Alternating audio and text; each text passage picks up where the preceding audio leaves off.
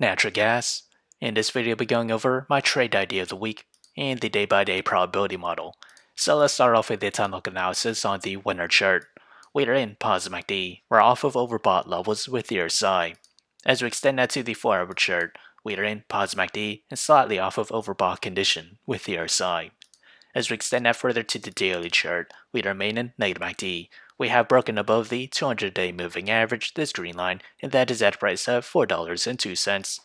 As with the trade idea, I'm trading UNG.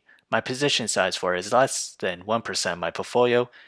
My long entry is at $12.38. My sell target is at $13.57. My stop loss is at $11.85.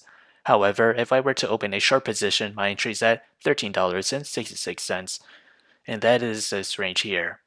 My sell target is at $12.93, and my stop loss is at $13.76. So whichever entry price were to hit first, that'll be my position of the week.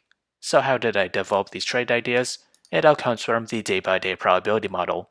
As we progress to the 5th day or wicket trading, natural gas has a 57% chance to climb between 0 to 4.9%, a 29% chance to climb between 4.9 to 10%, and to the downside has a 14% chance to fall between 0 to negative 4.9%. So if you enjoyed this content, feel free to like, comment, subscribe, and thank you for watching.